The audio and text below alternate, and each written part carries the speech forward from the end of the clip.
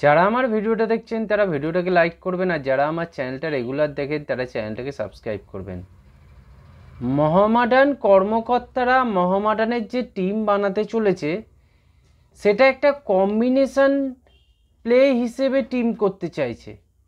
যেমন মোহামেডান চাইছে যে তাদের দলে যে ধরনের প্লেয়ার আছে, ধরা যাক যে কোনো মোহামেডানের যেমন আর্জেন্টিনার একটা স্ট্রাইকার আছে অ্যালেক্সিস গোমস, মোহামেডান চাইছে যে আরেকখানা আর্জেন্টিনার প্লেয়ার মোহামেডানের দলে আনতে।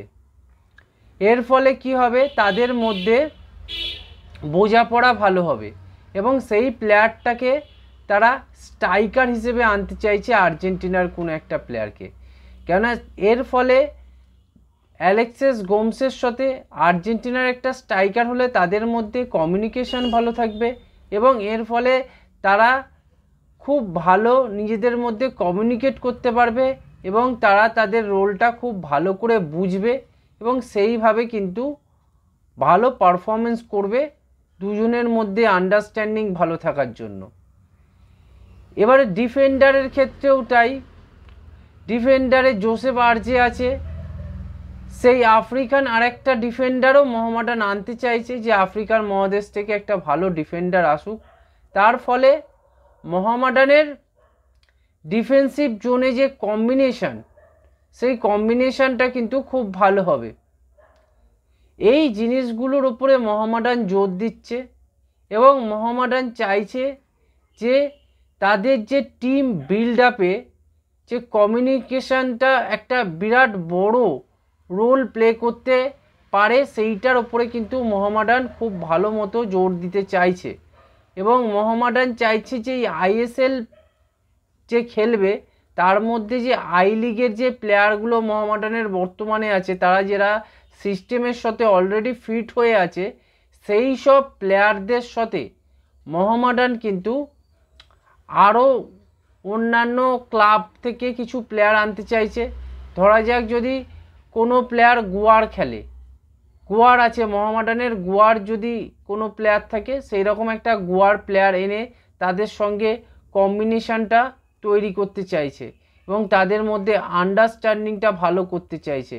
মিডফিল্ডে যদি কোনো প্লেয়ার বাংলার থাকে তাহলে বাংলার একটা মিডফিল্ডার জোড়া করতে চাইছে, বা নর্থ ইস্টের কোনো প্লেয়ার যদি থাকে মোহামেডানের কাছে সেই নর্থ ইস্টের প্লেয়ারকে কিন্তু আরেকটা হায়ার করতে চাইছে মোহামেডান, যার ফলে কিনা সেই খেলাটার মধ্যে একটা কম্বিনেশনটা ভালো থাকে এবং দুজনার মধ্যে যে কথোপকথনটা হবে এবং সেই কথোপকথনটা যেন খুব ভালো থাকে এবং তাদের মধ্যে খেলার মধ্যে একটা পজিটিভনেস থাকবে।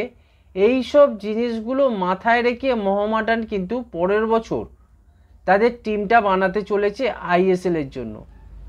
এই আইএসএলে যে টিমটা তৈরি করবে মোহামেডান, সেটা বেসিক্যালি তাদের কম্বিনেশন প্লের সাথে সাথে তাদের যে গেম প্ল্যান আছে সেই গেম প্ল্যানটাকে যারা ম্যাচ করতে পারবে সেই ধরনের প্লেয়ারকে সাইন করার জন্য ইচ্ছুক এবং মোহামেডান কর্মকর্তারা সেই দিকে বিশেষ নজর দিচ্ছে এবং মোহামেডান কর্মকর্তারা বলছে যে ভালো টিম বানাতে গেলে অনেক টাকার লাগে না, মোটামুটি টাকাতেও ভালো টিম বানানো যায়। সেখানে তোমাকে মনে রাখতে হবে যে আমি কোন প্লেয়ারকে কি পজিশানে খেলাচ্ছি এবং আমার পজিশানে সেই প্লেয়ারটা ফিট করছে কিনা, সেই জিনিসগুলোকে বিশেষ করে মোহামেডান কর্মকর্তারা বিশেষভাবে হাইলাইট করছে এবং কোচও মোহামেডানের যিনি কোচ অ্যান্ড্রে চিনিসব সেই বিষয়ে নাকি তাদেরকে মত দিচ্ছে যে আমরা কম্বিনেশন প্লের মাধ্যম দিয়ে আমরা টিমটাকে বিল্ড আপ করবো এবং আমরা আইএসএলে ভালো ফুটবল খেলে দেখাবো। এই জিনিসটা কিন্তু মোহামেডান কোচও চাইছে। তাই যদি বিরাট বড় সাইনিং নাও হয়, এইখান থেকে বোঝা যাচ্ছে যে মোহামেডান কর্মকর্তারা পুরোপুরি আশাবাদী যে তারা কিন্তু ভালো দল গড়বে এবং সেই দলটাই আইএসএলের মঞ্চে খুব ভালো ফুটবল খেলবে এবং বড় বড় দলের সঙ্গে কাঁধে কাঁধ রেখে লড়বে এবং চোখে চোখ রেখে ম্যাচগুলো জেতার চেষ্টা করবে। এইটা কিন্তু মোহামেডান কর্মকর্তারা পুরোপুরি সমর্থকদের বলে দিচ্ছে। আর মোহামেডান কর্মকর্তাদের এই টিমটা মিনিমাম 3 থেকে 4 বছর এই টিমটাকে নিয়ে একটা প্ল্যানিং আছে। এই প্ল্যানিংটা যদি সাকসেসফুল হয়ে যায় তাহলে কিন্তু মোহামেডান তারা যে লক্ষ্যের দিকে এগিয়েছে এবং যে প্লেয়ারগুলোর ওপরে মোহামেডান ইনভেস্ট করেছে সেগুলো যে সঠিক ছিল এইটা বলতে হয়তো কারোর কোনো অসুবিধা থাকবে না। এই ছিল আজকের ভিডিও। আপনারা চ্যানেলটাকে সাবস্ক্রাইব করুন, ভিডিওটাকে লাইক করুন, ভিডিওটাকে শেয়ার করুন।